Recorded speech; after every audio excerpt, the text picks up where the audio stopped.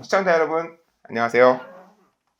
오늘은 우리 군의 주력 견인포 KH-179에 대한 이야기를 디펜스타임즈의 편집장 이치원 편집장님과 함께 하도록 하겠습니다. 안녕하세요. 안녕하세요. 편집장님, KH-179 이 견인포는 현재 우리 군이 사용을 하고 있나요? 네, 사용하고 있습니다. 제가 군대에 있을 때는 못 봤었는데. 아직도 지금 이거는 상비사단의 포병대대는 거의 자주화가 다 된 상태인데 그래도 좀 견인포를 쓰는 부대들이 아직은 있습니다. 그런 데들은 이제 이거를 주력 견인포로 아직은 쓰고 있죠. 그래서 오늘 방송을 위해서 이 포병 장교님들한테 여쭤봤더니 너는 언제적 이야기를 하고 있느냐? 그런 말씀 하시더라고요. 뭐 그런 말이 나올 만하죠. 네. 지금 상비사단하고 그리고 군단야 포병여단의 각 대대들은 전부 자주화가 되어 있기 때문에 K9는 그리고 K9을 개량한 K9A1 그리고 K55, K55A1 등의 자주포로 전부 편제가 되어 있고 지금 견인포를 쓰고 있는 데는 그 군단 포병여단 이하의 동원 포병단 그러니까 전시가 돼야지 완편이 되는 그런 포병단들이죠. 이하 대대들 하고 해체 예정사단 하고 또 향토사단 이런 데들은 견인포를 쓰고 있죠.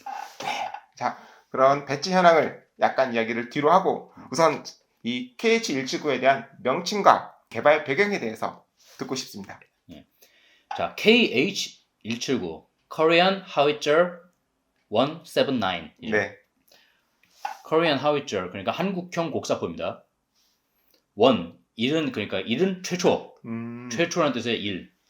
그리고 79 그러니까 79는 1979년부터 개발을 시작했다는 의미입니다. 야, 저 태어나고 나서 79년부터 그러니까 개발을 착수했는데 이거는 배경이 어떻게 되냐면 6.25 전쟁 중에 우리는 미군이 원조해준 M114 155mm 견인포를 사용합니다. 네. 그리고 이거를 우리가 또 라이선스로 생산했던 게 KM114A1 155mm 견인포입니다. 우리가 라이선스 생산한 적이 있던 거죠, 그러니까. 박물관에서 네. 자주 항상 보고 있습니다. 네. 육중해 보이잖아요, 실제로 무겁기도 하고요. 근데 그거를 이제 원래 미군하고 같이 성능 개량을 하려고 했는데 그거를 검토하다가 그게 또 무산이 됐어요, 어쩌다가. 이유는 뭐 어른의 사정이겠죠. 네. 그래서 이왕 자주 국방하는 김에 율곡 사업을 하는 김에 우리가 155mm 견인포를 독자적으로 하나 만들어 보자. 네. 그래서 M114A1을 베이스로 해서 이렇게 포신을 연장하고서 그런 식으로 해서 사거리를 최대 30km까지 늘린 버전으로 개발한 것이 바로 KH-179입니다. 야, 30km의 사정거리. 네, 그렇습니다. 원판보다 훨씬 우수하네요. 그렇죠. M114A1은 아무리 길어봐야 18km거든요. 포신도 짧고. 그렇죠. 239경장입니다. 239경장이라는 게 뭐냐면 155mm잖아요. 155mm에 곱하기 23배. 네. 해서 239경장으로 해서 포신 길이가 3.56m입니다. 반면에 KH-179는 이거는 399경장입니다. 네. 그러니까 155mm 포 구경에 39배. 아하. 그래서 포신 길이가 7.08m입니다. 그래서 이 길어진 포신으로 사거리 30km를 낼 수가 있는 화포입니다. 이야, 30km. 네. 제가 알기로 미군의 팔라딘 현용 자주포도 일반 통상탄을 사용했을 경우 사거리가 그 정도 안 되는 걸로 알고 있는데요. 우리 K55 그러니까 K55A1으로 개량하기 전에 그 K55입니다. M109A2죠, 그게. 네. 그것도 사거리가 30km가 안 됩니다. 그렇죠. 네, 24km입니다. 그렇게 알고 있었는데 네. 어떻게 30km를 달성했을까요? 이거는 그러니까 로켓 추진탄 그러니까 랩탄이죠. 랩탄하고 그리고 그 7에서 8호 장약을 썼을 때. 장약. 예. 그렇게 해서 장약이 보통 이만큼이 들어가거든요. 그거 할 때는. 네. 여기 보면 예전에 2차 세계대전의 물건이긴 하지만은 이렇게 야, 이 어마무시한 장약을 밀어넣는데 바로 이겁니다. 이거죠. 네. 이것이 그러니까 요 장약이 이게 어마무시한 이 길이죠. 네. 이 정도의 장약을 넣고서 로켓 추진탄을 쏘면은 사거리 30km가 가능했는데 네. 이게 여기 보시면 K9이 나오기 전까지 대한민국에 존재하는 최장거리 장사거리와 화포였습니다. 이게 네, 그렇습니다. 네. 견인포가. 야, 그러면 우리 군에서 거는 기대도 컸겠네요. 많이 컸죠. 어허. 그리고 이게 상당히 가성비가 좋았거든요. 이제. 예전에 따지면. 우리 몇 문이나 생산했나요? 한 200, 300문 정도? 이야, 엄청 정도 많았다. 생산했는데 이게 가성비가 굉장히 좋은 게 자주포는 한 문에 50억이 넘습니다. 그렇죠. 예. 뭐 보통 한 문에 50억이 넘습니다. 수출 가격을 보니까 거의 100억 넘게 받더라고요. 그렇죠. K9의 경우는 K9A1 정도 되면은 그 GPS라든지 다른 장비들이 추가돼가지고 그 정도가 나올 겁니다. 근데 이 견인포는 문당 1억 조금 넘습니다. 야, 1억 원밖에 안 해? 네. 그러니까 도입가가 그 정도라는 얘기인데 네. 도입 단가는 그 정도라는 얘기인데 문제는 현대전에 사용하기에는 그 문당 운영 인원이 좀 많이 필요하고 몇 명이나 필요할까요? 교범상으로는 11명 정도라고 하는데 11명. 네. 야, 이게 이 가심 벌리는데도 인원이 굉장히 많이 들어갑니다. 실제 박물관에 가서 보면은 조금만 부딪혀도 뼈가 부러질 것 같아요. 발톱 끼우고 이 불량 발톱이거든요, 이게. 네. 발톱 끼우고 가신 드는데 가신 한쪽에 3명 정도가 들어야 되거든요, 이거. 참고로 이 포의 무게가 7톤이래요. 네, 그렇죠. 그러니까 이 가신을 드는데 그렇겠죠. 이건 6.89톤인데 정확히는 네. 7톤 정도 된다고 보셔야 되고요.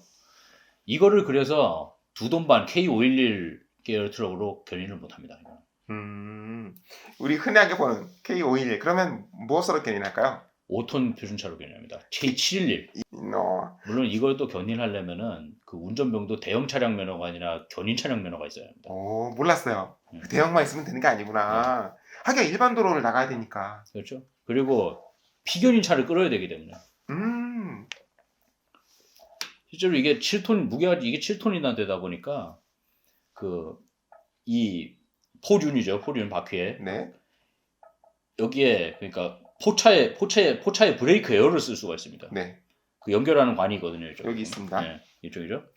포차가 브레이크를 걸면은 제동을 걸면 바퀴도 따라서 포도 따라서 제동이 걸리는 그런 게 되죠.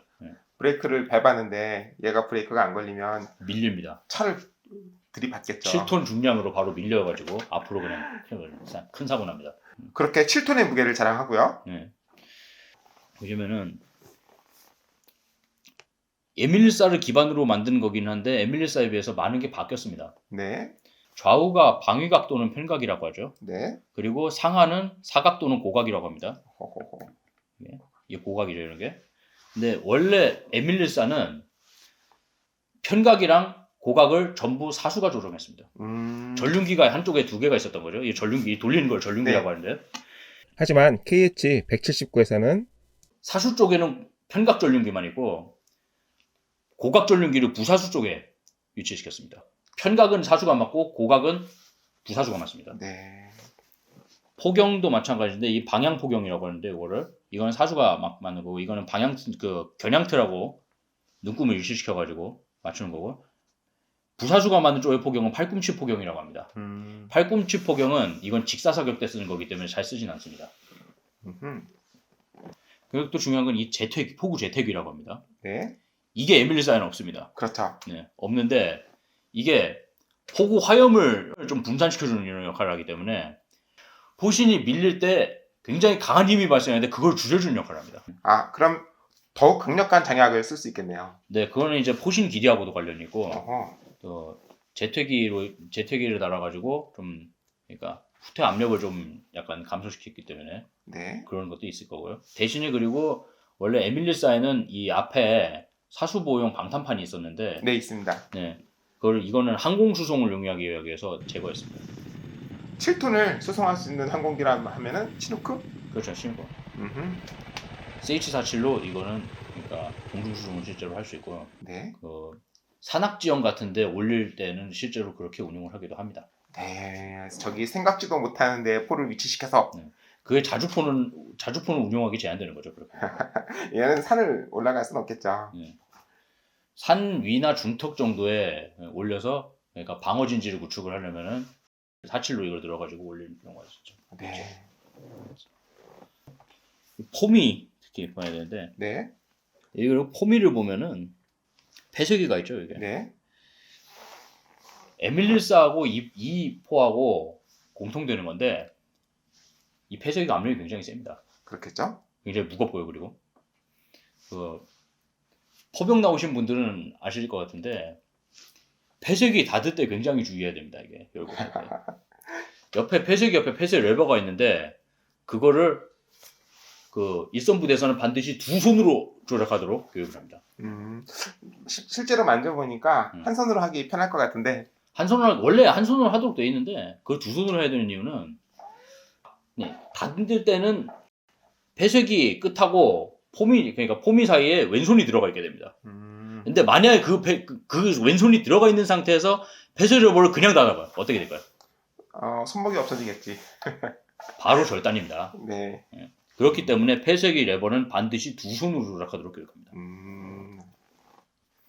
그리고 이 포가는 가장 중요한 게 이 가신이라고 하죠. 포다리라고 하죠. 이거. 네. 포다리라고 하는데 이거를 벌릴 때 이 한쪽을 포반원 3명 정도가 한쪽으로 들어야 됩니다. 근데 그래도 이게 M114보다는 그래도 조금 운영하기 낮게 되어 있는 게 M114는 이 포신이 짧잖아요. 네. 포신이 짧다 보니까 무게 중심이 이쪽으로 잘 안 갑니다. 179는 포신이 길고 제퇴기도 있다 보니까 무게 중심이 앞으로 좀 더 있죠. 그렇죠. 그래서 들게 되면은 이 무게로 인해서 좀 약간 들기 수월해지는 효과가 있습니다. 그러면 혹시 잘못해서 앞에 있는 사람이 포가 내려와서 깔리거나 있습니다. 아이고야. 그런 사례 있습니다, 실제로. 굉장히 위험한. 그거를 주의하도록 교육을 받는데 실제로 그리고 이 가신 끝에 달린 이 발톱 네. 이게 한 개가 40kg입니다. 한 개가 40kg이고 이거를 딱 포차에서 분리를 하면은 실사격을 할 때는 이렇게 발톱 자리를 또 땅을 파야 됩니다. 이렇게. 네. 타고서 넣고 고인목 대고 묶고 요 철주를 때려박고 이걸 때려박고 발사판이라는 게 있습니다. 요 앞에 보면. 네. 요거를 포반장이 앞으로 던져줍니다. 그러면은 그거를 레벨잭이라고 하는데 이걸 보통 현업에서는 자키라고 하는데 네. 자키는 좀 잘못된 말이고 레벨잭인데 이거를 봉을 끼워가지고 그렇죠. 가로로 요렇게 그냥 정신없이 그냥 허리에 나가도록 밀어야지 막 밀었다 땡겼다 해서 그래서 붕 띄웁니다. 이렇게. 여기서 다시 한번 상기시켜드리지만 포가 6.75톤 7톤입니다. 7톤 네. 7톤을 2명에서 그렇죠. 끌어올리는 거예요. 그리고 그걸 언제까지 되느냐 이렇게 지면에서 포륜이 붕 떠 있죠 지금. 네. 그거를 100% 인력으로 진행합니다. 제 친구 동기도 이 179를 운영했던 부대에 있었는데 본인의 말로는 이 포 때문에 의가사제대를 했다 이런 얘기를 하는데 실제로 이 포는 허리 분쇄기입니다. 제가 군대 갔다 온 사람들 말을 다 믿을 수가 있어야지 라고 말하지만 실제로 7톤을 2명에서 들어올리다니 얼마나 고생을 했을지. 근데 그런 말이 있잖아요. 군대 가기 전에는 군대 얘기가 다 뻥인 줄 알았는데 가보니까 이게 거의 다 사실이더라는 거예요. 근데 이 포병만큼은 내가 볼 때는 군대 얘기는 거의 사실로 믿으셔도 됩니다. 이야, 그렇죠. 이 땅을 파는 것도 취재 영상을 보니까 겨울에 이 포를 발사하는 훈련을 하는데 세상에 그 언 땅을 어떻게 팠어? 그래서 포병 부대가 혹한기 나가기 전에 반드시 하는 작업이 있습니다. 뭐예요? 운동? 삽하고 슬래지해머 오하마라고 하는 거 흔히 그리고 그 곡괭이 자루 만들기 자루 깎기. 왜? 부러지니까. 언 땅 파다 보면 언 땅 곡괭이로 쳐봐요. 어떻게 되겠나 그거. 나무에다가 깎아다 미리 만들어 놓았어요. 여러 개를 만들어 놓습니다. 그럴 정도로 굉장히 운용에 애로사항이 꼽히는 그런 폭포겠네요. 실제로 그리고 이게 아까 말씀드렸지만 분당 운용 인원이 한 일개 포반 11명 정도가 교범상 인원인데 실제 현역 부대에서 일개 포반은 7, 8명 정도로 운영합니다. 심지어 사격 필수 인원이 5명이다 보니까 67명으로 운영하는 포반도 있는 걸로 알고 있습니다. 참고로 요 M40 자주포는 2차 세계대전 말에 개발됐던 미군의 포인데요. 같은 155mm 포이자 포와 장약이 서로 호환이 되는 그럼 사실상의 같은 포라고도 볼 수 있는 포인데 이 자주화가 된 이 셔먼의 차체를 바탕으로 한 자주화된 차체에 싣고 다니면서도 포 조작 인원만 8명인데요. 이 자주화된 차에서도 8명이 필요한데 우리는 자주화가 아니고 견인포인데도 5명을 운영할 때도 있다. 이거는 자주포이긴 한데 발만 달렸지 이건 사격 자동화까지는 안 된 거 아니에요. 실제로 그 일개 포반이 통상 17명인데 네. 11명 교범상 인원을 다 채우는 거는 동원예비군이 지원됐을 때 가능합니다. 그럼 현역들로만 운영할 때는 8명으로 운영한다? 7, 8명 정도로 운영합니다. 야, 진짜 힘들겠다. 그래서 이 가심 벌릴 때는 전포반원이 다 달라붙어야 돼요. 그래서 그렇겠죠. 왜 이것이 자주포에 비해서 발사 속도 같은 것이 떨어지냐면은 네. 이거를 그 방열이라고 합니다. 보통 네. 그 포를 초탄 발사 직전까지 그러니까 배치를 하는 거죠. 그렇죠. 전개를 하는 것이 방열이라고 하는데 이제 사격 준비 방열하는 과정이 이게 어떻게 되냐면 반장합니다. 네. 그렇죠? 포차로 끌고 다니잖아요, 이거를. 그렇죠. K711. 예, K711 또는 K711A1 포차로 끌고 다닙니다. 네. 일단 포차로 견인한 상태에서 견인에서 쫙 오다가 사격 명령이 떨어지면은 그러니까 사격 진지를 선점해야 되나요? 방향을 대강 잡아서 위치를 시키고. 예, 위치를 시켜야 되는데 그걸 또 포차에 견인한 상태에서 잘해야 돼요. 견인한 상태에서 그걸 잘 유도를 해야 됩니다. 그래서 자주포는 그냥 조종수가 운전해가지고 그냥 네, 딱 이러고 해서 위치 시키면 되잖아요, 그냥 바로. 그렇죠. 포탑도 돌릴 수 있고. 그렇죠. 근데 이거는 포차가 견인이 올 때부터 위치를 잘 잡아야 된다. 그래야겠죠. 네. 안 그러면은 7명의 인원들이 이 포를 어떻게 다 옮기겠어요. 그리고 전 포반원들이 달라붙어서 포차에서 포를 분리를 합니다. 네. 당연히 인력으로요. 네. 그러고서 포반원들이 또 달라붙어서 가신을 벌립니다. 그리고 가신 벌리고 발톱 자리를 파고 분리된 발톱을 양쪽 발톱을 끼워다가 또 결합을 합니다. 네. 7톤짜리 가신을 들어서 예. 그리고 한 개당 40kg짜리 발톱을 갖다 들어서 결합을 또 합니다. 인력으로. 참고로 아까도 말씀드렸다시피 음. 그때 이 포신이 길어서 약간 앞으로 들기 편하다는 그런 웃기지도 않은 농담 같은 사실이 있습니다. 농담을 하고 사실입니다. 그래서 에밀리 사이비에서 이게 약간은 가신이 가볍다고 합니다. 앞쪽이 무거우니까 쏠려서 사람이 깔릴 수도 있으니 그거 조심해야 되고. 그렇게 해서 발톱을 묶고 고인목을 대고 철줄을 받고 포반장이 발사판을 앞으로 던져주면 2명 내지 1명의 인원들이 띄웁니다, 이걸. 네. 자키봉이란 걸 바꿔서 막 띄우는 거죠, 이렇게. 그렇죠. 그래서 이렇게 지면에 포 바퀴가 이렇게 지면에서 붕 떠야 됩니다. 네. 이렇게 되면 일단은 사격 준비가 완료가 되고, 그리고 완료는 아니고 실제로 사수가 FDC에서 사격 지원을 전달을 받아가지고 네. 하나 6, 5, 네, 뭐 이런 식으로 전달을 받아갖고 편각이랑 또 이 고각을 조정을 하고요. 조정을 합니다. 그 다음에 요 뒤에 포탄들이 있습니다. 보면은 포탄 이 가대 하나가 40kg이기 때문에 네. 이것도 2명이 됩니다. 네. 이 가대를 2명이 들고 1명이 뒤에서 장전봉으로 밉니다. 네. 폐색을 열고 말이죠. 폐색 열고서 포탄의 장전봉을 밀어서 장전을 하고 그 다음에 지금 여기에 보면은 들개고리라는 게 있잖아요. 예. 이 들개고리를 떼내고 사격 직전에 신관을 결합합니다. 네. 신관을 결합하면 이렇게 되죠. 예, 이렇게 되죠. 신관 결합한 포탄을 장전합니다. 그리고 포탄만 있으면 포가 안 나가죠. 그렇죠. 장약이 있어야죠. 장약을 또 그날 이렇게 지정된 사격 재원에 따라서 맞는 호수의 장약을 또 장전을 합니다. 1호에서 8호까지. 그렇죠. 그리고 장약을 장전하면 폐쇄기를 닫습니다. 그렇죠. 폐쇄기를 닫고 그다음에 이렇게까지만 하면 포가 나갈까요? 그 다음에 땡기면 되지 않을까요? 그냥 땡기면 되는 게 아니라 네. 뇌관이라는 게 있습니다. 아, 맞다. 네. 이 뒤에 포미에 보면은 폐쇄기에 보면 격발기라는 게 있어요. 네. 격발기를 열고서 거기다 뇌관을 꽂아놓습니다. 공포탄 비슷하게 생긴 겁니다. 네. 그게 장약을 기폭시켜 주는 거죠. 거기다가 그리고 뇌관 장전한 다음에 방앗끈을 겁니다. 네.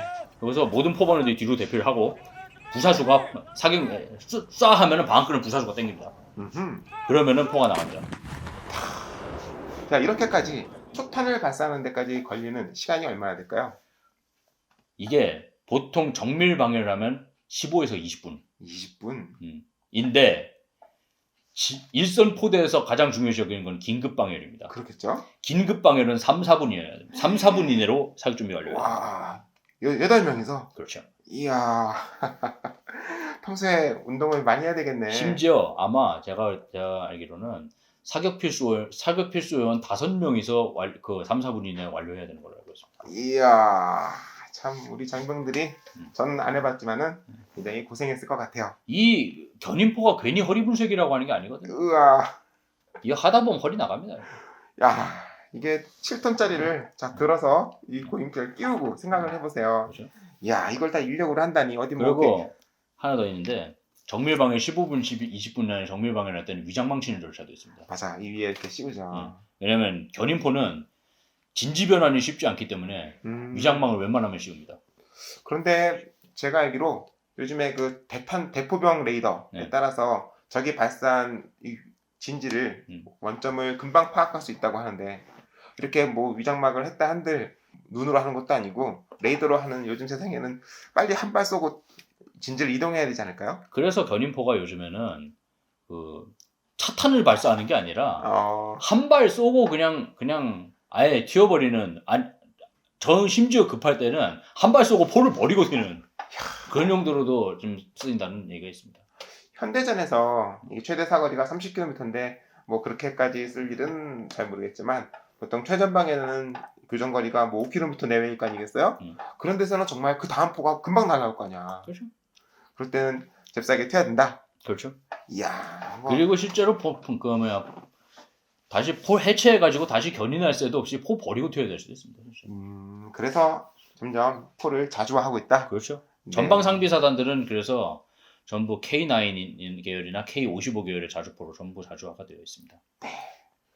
심지어 요즘에는 그 요새 전방 사단들은 사단의 포병의 화력 가령 강화를 위해서 천무 사격대가 배치되기도 합니다. 네, 좋은 말씀 잘 들었습니다. 아까 이야기를 하다 보니까 최대 장약을 사용하고 로켓 추진탄을 사용할 경우 사거리가 30km에 달한다고 했는데 한때 우리나라에서 운영하던 그 어떤 화포, 예를 들어 K55 계열을 비롯하여 그런 자주화된 포보다도 사거리가 더 길었다라고 했는데 그 이야기를 잠깐 한번 더. K9이 나오기 전까지는 네. K779가 가장 국내에서 사거리가 긴 화포였습니다. 이야. K9이 40km대를 달성을 했는데 그거 나오기 전에 이게 30km를 날릴 수 있는 거였기 때문에 가장 사거리가 길고 그 당시에 지금 개량을 하지 않은 그러니까 A1으로 개량을 하지 않은 K55가 최대가 24km였습니다. K55가 A1으로 개량을 한 다음에는 32km가 됐기 때문에 본격적으로 K779를 퇴역시킬 수가 있게 된 겁니다.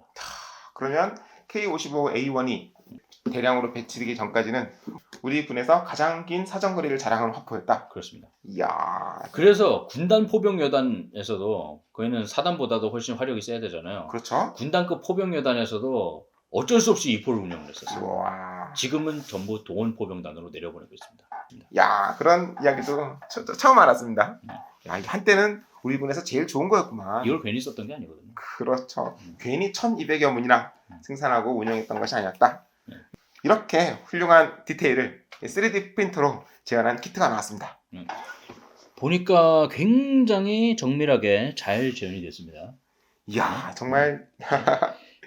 근데 역시 약간 좀 역시 부품 강도가 약해 보이는 건 어쩔 수가 없긴 한데. 내구도란 측면에 있어서는 이거 또 레진 키트이기 때문에 강도 자체는 굉장히 우수하거든요. 그런데 시간이 오래 흐르면 부품이 휠 수도 있대요. 그래서 이 제품, 이 제작사에서는 이런 길다란 이 포가 휘면 안 될 거 아니에요? 그렇죠. 이런 부분에 황동선을 놓고 그 위에 레진을 접층시켜서 휘는 일이 없도록 처음부터 이렇게 완벽하게 고안이 되어 있어요. 그럼 이걸 포시는 황동선을 갖고 만든 건가요? 전부 놀랍게도 전부 레진인데 표면 정리를 일절하지 않았음에도 표면이 매끈하기 때문에 이 금속색 광택 도료를 칠하는데 뭐 특별한 거 없이 마스킹해서 은색만 칠했는데도 이렇게 말씀하신 것처럼 금속이 아니냐라고 여쭤볼 정도로 잘 효과가 좋습니다. 디테일은 확실히 좀 잘 된 것 같아요. 출력 상태도 굉장히 매끈하고요. 그렇죠. 그래서 이렇게 좋아 보이는 키트지만 음. 조립하실 때 주의해야 될 점은 이 3D 프린터 제품은 이 포도송이 같은 주렁주렁 매달린 서포터라는 것들이 다 붙어 있는데요. 근데 이런 아까 브레이크 등 같은 거, 브레이크 선 같은 거 이런 부분에 서포터를 떼어낼 때는 서포터를 떼면서 얇은 부품이 같이 떨어져 나오는. 아 눈물 납니다. 그거 한번 부품 손상되면 굉장히 눈물 날 수 있어요. 인젝션은 접착제에 붙기라도 하는데 이 레진은 일반 접착제에 붙지 않고 순간 접착제 내지는 그게 레진 키트의 조립 난도를 높이는 원인입니다. 네, 그래서 그런 걸로 특수한 접착제로 붙여야 되기 때문에 아무래도 부품의 파손에 주의를 해야 되고요. 그래서 파손뿐이 아니라 손망실도 주의해야 합니다. 이렇게 실물 그대로 줄여놓은 것과 같은 이런 뛰어난 디테일을 자랑하면서 가격은 98,000원.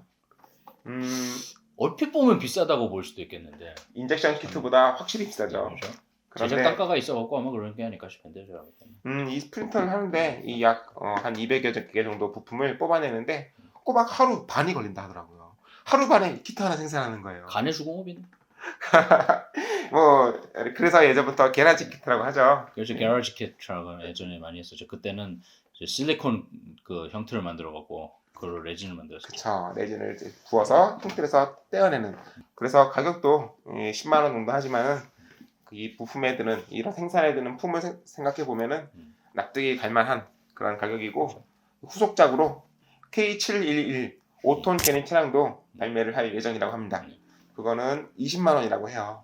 네, 그래서 이것들이 나오면 저는 한 개 중대, 1개 포대, 네, 전문. 네, 이렇게 만들고 그리고 지휘 차량까지 하면 지휘 차량은 2돈 반의 FTC 차량이 있습니다. 네, 그 견인 포대는 주로 그게 쓰이는데 포대용으로는 1과 4분의 1톤 FTC 차가 있고 포병 대대용으로는 2돈 반 FTC 차를 쓰게 됩니다. 네, 그래서 그런 지휘차까지 합쳐서 전부 쫙 만들어 보는 게 꿈이긴 한데 이게 포병 대대를 만드시게 돼요.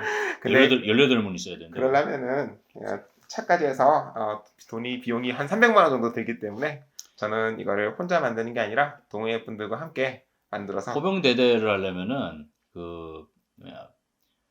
4분의 1톤 차도 있어야 되고요, 사실. 네, 그리고 앰뷸런스도 한 대 있어야 될 거고 부식차도 있어야 될 것 같고 그리고 또 요새 또 포용 대대급을 쓰는 게 중에 암호차도 있습니다. 암호차 있겠죠. 그런 것도 있습니다. 그래서 그런 것들을 한번 나중에 통신 관련 차량도 좀 많이 있습니다. 디오라마로 쭉 늘어놓고 싶은 그런 꿈이 있습니다. 네, 오늘 방송 여기까지 하겠습니다. 시청해주셔서 감사합니다.